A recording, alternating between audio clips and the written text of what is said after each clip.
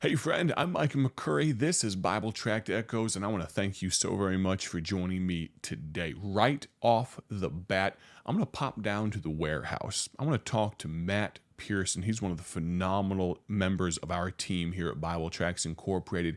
He heads up what we call partner connection calls. We're going to talk to him about how many people he talks to on the phone each and every week. But I've got a sneaking suspicion that he's got a phenomenal testimony to share with us. So let's listen in to what Brother Matt has to say.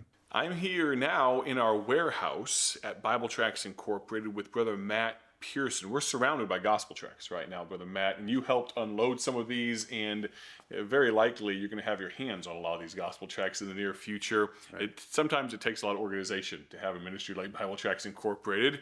When people order gospel tracts, even though they're free, they expect to get the right gospel tracts, don't they, Matt? A little bit of organization helps. Absolutely, and preparation, all that type of stuff. Maybe you learned some of those things in the military. Remember, Matt Pearson was in the Marines for 21 years, yes, thereabouts, and now he's in the Lord's Army. He has been in the Lord's Army for many years, and he is a huge asset here at Bible Tracts Incorporated. Right now, we're kind of checking in. This is going to be a weekly thing for us for a little while. Brother Matt gets to talk to dozens, actually hundreds of people just like you on a monthly basis. Matt, tell us the first one that comes to mind, an interaction you've had, maybe a cool story you've heard from one of our partners. Folks that are listening right now, they could order gospel tracts by going to BibleTractsInc.org, but maybe talk about someone you've met on the phone recently.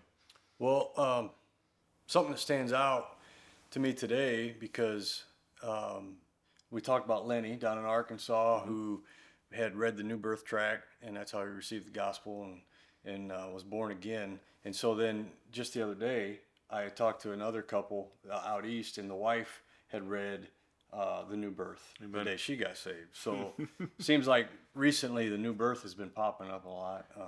I know it's the oldest tract. Absolutely. Too, but well, it's a cool thing. You think about when people get reached with gospel tracts, they have an innate burden to reach other people with gospel tracts. Yep. And so it's amazing how many people we talk to.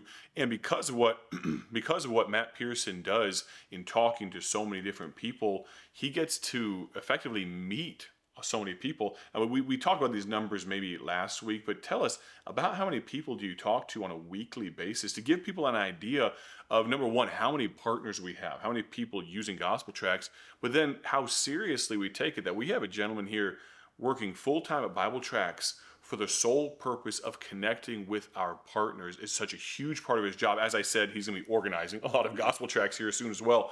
But about how many people do you talk to a week? About 150 to 200 new customers. New customers. And so you think about that, we're talking pushing up to 800 in a really busy month. It can probably push close to 1,000, but 800 a month. And the encouraging thing for me is, think about how many people are using gospel tracts. It's an amazing thing. You had mentioned this to me and others that have worked here at Bible Tracts and volunteers, when they're putting tracts into boxes, to think about the fact that this gospel tract, just thinking out loud, I have some in my pocket right now. So instead of just holding an imaginary one, holding a gospel tract, like it was a pleasure to meet you, to think that this gospel tract could be the reason someone gets saved. Can you talk to folks at home, from your perspective, talking to so many people, talk to the people at large. Normally you talk one-on-one to people, but talk to folks for just a minute about how important using gospel tracts is. So a lot of the people that I talk to, because they're new, most of them are new customers. Many of them they have a desire to witness for Christ and spread the gospel, and they haven't done it yet. And there's a little bit of hesitation to speak to strangers, that sort of thing. So the gospel tract being a tool for them to actually get out and break the ice with somebody and give them the gospel is really important from what I'm getting from their feedback. Anyway. Absolutely. It's amazing. Sometimes all we need is the right tool. And that's why we have over 50 different gospel tracts in the English language. But right behind me, we've got a lot of gospel tracts going to the Philippines.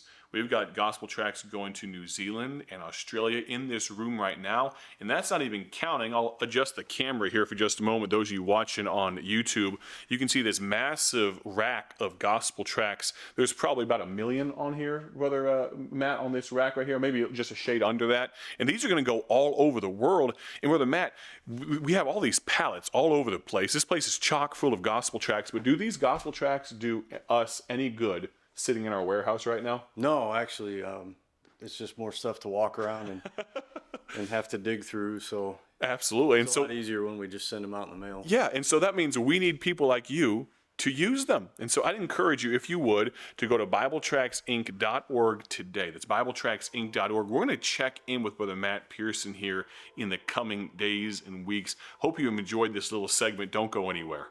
What a blessing it is that we have such a great team here at Bible Tracts Incorporated. It truly is amazing what we get to do here. And Matt is just one piece of the machinery here. And I don't mean to minimize Matt, but at the end of the day, God is the one that allows this thing to roll forward successfully. I often ask people, are you surviving or are you thriving? Well, because of the grace of God and the giving of God's people, just like you, this ministry, yes, is thriving, but there's another piece to it. There's another secret ingredient. It's the people that God has assembled here at Bible Tracts Incorporated. Oftentimes, I'll go through the list of names, and somehow or another, I'll leave off one of them. And so I'm going to jump out of the frying pan into the fire and just go ahead and try it one more time here. We've got Austin Marriott. He's my brother-in-law, but he's the director of operations here at Bible Tracts. He is such a multi-talented individual. Just the other day, I was sitting down in the studio room with him. Speaking of, there's some interesting musical news on the horizon coming up. We'll talk about that more in the future, but he has the ability to run that software, and he can do videos, and he can do obviously the design of so many of our tracks. We're going to talk about the one I have on my desk here in just a minute.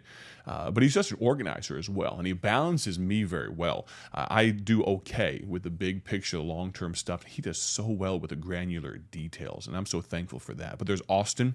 Of course, I've already mentioned Matt. He's a family man. He's a great church member, supporter of his pastor, goes to First Baptist of Monticello, Pastor Mitch Eastep. Their church supports our ministry.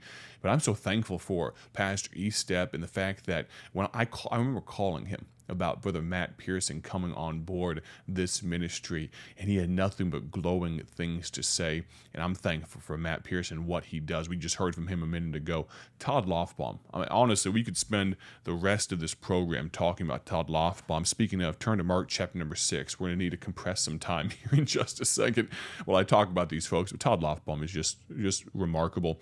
Honestly, he does so many different things. He handles the mail that comes in. He puts tracts in the boxes. He follows up with prisoners and helps with discipleship. And anytime we see someone saved, we contact Brother Todd and connect them. And if one of you asks for a church recommendation, speaking of, if you'd like a church recommendation, maybe you don't go to a good church, you don't have a church you attend, I'd love to hear from you. I'll give you my text number in just a minute here towards the end of the program. But anytime that happens, I put them in touch with Brother Todd because he does a great job of following up on those things and making sure people don't fall through the cracks. Weston Colvin, one of the newest members of our team, does a great job. He's actually the one, if you're listening right now, if you're watching right now, maybe on YouTube or you're listening on your favorite radio program, Brother Weston had a part in the editing process for this program. And so if there's ever a problem with it, you know who to... No. You blame me because I'm the one that taught Weston what he knows. And so if there's a problem with it, you let me know. Speaking of,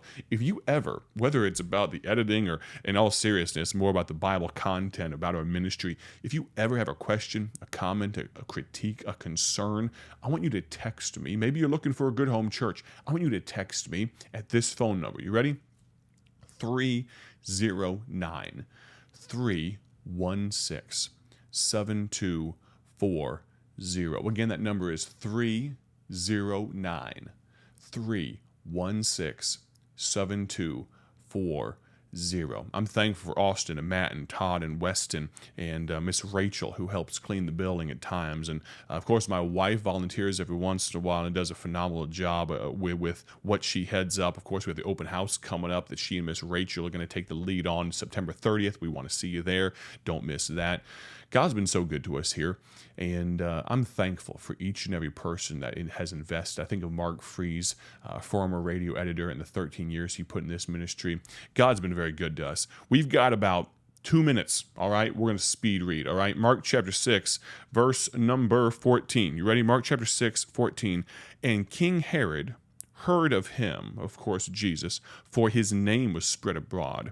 And Herod said, that John the Baptist was risen from the dead, and therefore mighty works do show forth themselves in him. Others said that it is Elias, and others said that it is a prophet or one of the prophets. But when Herod heard thereof, he said, it is John, whom I beheaded. He is risen from the dead. I've got a very short thought for us in the next minute and a half. Herod had some skeletons in his closet, didn't he? I ask you this question. Do you have skeletons in your closet? Maybe there are some things that you don't have peace about because you need to make them right. Sometimes there are scars we bear that until eternity can't be made right. And I realize that there are some difficulties and things like that we deal with. Sometimes the feathers have been taken out of the feather pillow and strewn to the winds, and they're gone, never to be recovered. I realize that, and God can give grace even in those circumstances. But maybe there are some skeletons that you can take out of the closet and you can get them right. Maybe there are some things that you have not been able to get past because you're afraid of the embarrassment, you're afraid of the stigma, you're afraid of all those things. You need to come clean. You need to get accountability. Maybe you have a problem with this device right here, your phone. Maybe you have a problem with your computer, whatever it may be. Maybe you have a problem with your husband, your wife. Maybe it's something you need to get right. Herod, we're going to talk about why tomorrow on the broadcast, why he had some skeletons in his closet, specifically John the Baptist, and why he felt so guilty.